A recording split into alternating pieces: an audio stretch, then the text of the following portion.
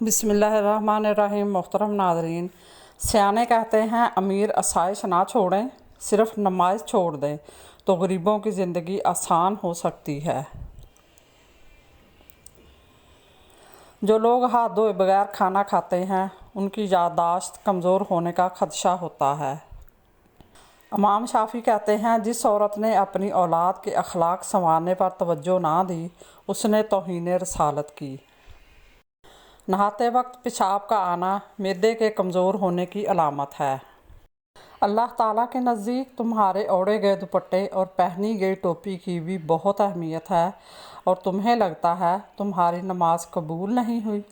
रब के हुजूर सजदे में झुकने से पहले तुम्हें कबूल किया जाता है, फिर तुम्हें सजदे की तौफीक दी जाती है।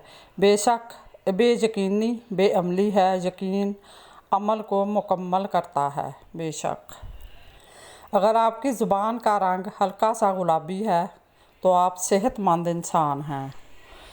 वासफ़ अली वासफ़ कहते हैं कोई नेकी नहीं होती तो आप सिर्फ माफ़ करना ही सीख लो।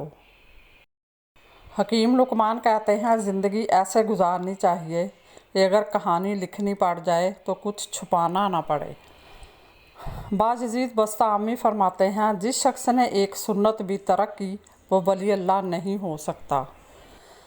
खेल चाहे जंग का हो या मोहब्बत का, जिसने दिल से खेला वो हमेशा हार जाता है। जीत उसी की होती है जिसने दिमाग से खेला हो। मकाफात की चक्की चलती बहुत आहिस्ता है मगर पीसती बहुत बारीक है। बिल्कुल 3 हिचकियाँ आ जाएं तो समझ जाओ आपकी सेहत के लिए अच्छा इशारा है। 7 हिचकियाँ आ जाएं तो समझ जाओ वो आने वाले दिनों में आपकी सेहत के लिए कोई अच्छा इशारा नहीं है। 10 हिचकियाँ आ जाएं तो समझ जाओ आपको वर्जिश और चहलकदमी की सख्त ज़रूरत है, वरना ज़िंदगी से हाथ धो बैठोगे। मज़ीद इसी तरह की अच्छी और मालूमाती वीडियो देखने के लिए मेरे चैनल को सब्सक्राइब करें और अगर आपको वीडियो अच्छी लगे तो प्लीज़ लाइक ज़रूर कर दिया करें। अल्लाह आपका और मेरा हामी और नासर हो। जज़ाकल्लाह।